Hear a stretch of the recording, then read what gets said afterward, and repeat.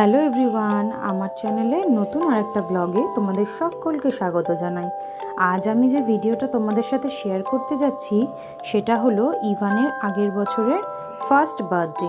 Blog না করার কারণে আমি ভিডিওগুলো সবকটা রেকর্ড করতে পারিনি। আমার কাছে যেই ছোট ছোট ভিডিওগুলো ছিল সেগুলো দিয়ে একটা সুন্দর ভিডিও বানিয়ে তোমাদের সামনে পেশ করলাম। যেহেতু ইভানের জন্মদিনটা উইকডেজে পড়েছিল, তাই সেভাবে কোনো সেলিব্রেশন সেই দিন আমরা করতে পারিনি।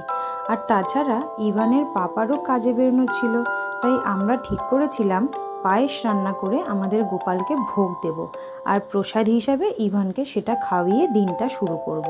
আর ইভানের লাঞ্চের জন্য কিছু রান্নাবান্না করব।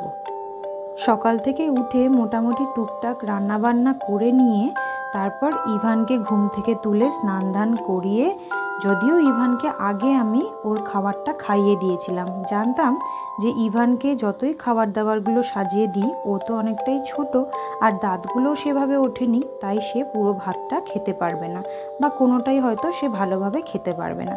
তাই ইভানকে ঘুম থেকে উঠিয়ে স্নান ধান করিয়ে লাঞ্চটা আগেই সেরে ফেলেছিলাম। আর তারপরে সুন্দর করে সাজিয়ে দাজিয়ে খেতে দিয়েছিলাম, যে কি খায় বা না খায় এইটুকু আর কি আয়োজন করেছিলাম ওর জন্য।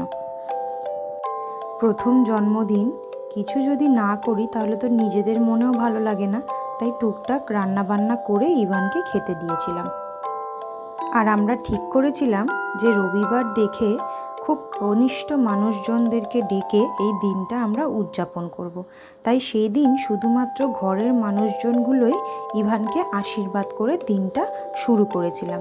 যদিও মা আর ভাই সন্ধেবেলা কেক নিয়ে এসেছিল আর তার সাথে কিছু গিফটসও নিয়ে এসেছিল। সেই দিনটা ইভানের জন্য এইভাবে কাটালেও আমরা কিন্তু ওর বার্থডে স্পেশাল কিছু প্ল্যান করেছিলাম। আর একটা কেক অর্ডার দিয়েছিলাম সানডেতে, যে কেকটা ছিল কাস্টমাইজ, আর আমরা এটা বানিয়েছিলাম হলো ক্যাফেলজি নামে একটা রেস্টুরেন্ট থেকে। ওই দাদাদের সঙ্গে আমাদের সম্পর্ক খুবই ভালো থাকার কারণে আমাদের যোগাযোগটা কিন্তু আরও বেশি ভালো হয়েছে। আর তারপরে বাইরে থেকে অর্ডার দিয়ে টুকটাক কিছু খাবার দাবার আনিয়েছিলাম। এই রকমভাবেই দিনটা সবাই মিলে হাসি খুশিতে সেলিব্রেট করেছিলাম। তবে আগের বছরের ভিডিওগুলো প্রপার না থাকায় আমি তোমাদেরকে টুকটাক এইসব ছোট ছোট ভিডিওগুলো দিচ্ছি। আর ইভান যেহেতু এখন খুবই ছোট, তাই কেক কাটা, গিফট, খাবার, আনন্দ বা ডেকোরেশন কোনোটাতেই তেমন একটা পাত্তা না দিয়ে সেই মানুষটা খেলাতেই ব্যস্ত ছিল। আর ওর জন্য যে জামাটা আনা হয়েছিল এতটাই গরম ছিল যে সেই জামাটা পরিয়ে শুধুমাত্র কেকটা কাটিয়ে দিয়ে তারপর খুলিয়ে গেঞ্জি পরিয়ে দিয়েছিলাম। যাই হোক, আজ তো এইটুকুই ছবি আর ভিডিও দিতে পারলাম। আশা করি এই বছরের ভিডিওটার ব্লগ আমি তোমাদের জন্য বানাতে পারবো, যেটা আমাদেরও সারা জীবনের স্মৃতি হিসেবে থেকে যাবে। এই ভিডিওটা বানাতে বানাতে মনটা খুবই খারাপ করছিল, কারণ আগের বছর পুচুকে আমি রেডি করে দিয়েছিলাম ভাইয়ের জন্মদিন অ্যাটেন্ড করার জন্য।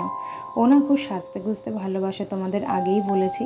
তো ও আমাকে বলেছিল, আন্টি তুমি আজকে আমাকে সাজিয়ে দেবে। তো ওকে সাজিয়ে দিয়ে নিজে রেডি হয়ে ঘর ঠর ডেকোরেশন করে তারপর ছেলেকে রেডি করে আমরা কিন্তু কেক কাটতে বসেছিলাম। আর এই বছর যেহেতু পুচুরা নেই, তাই সত্যিই খুব মনটা খারাপ করছে যে যদি মানুষটা থাকতো তাহলে কতটাই না আনন্দ করতো ছোট বাচ্চা মেয়েটা।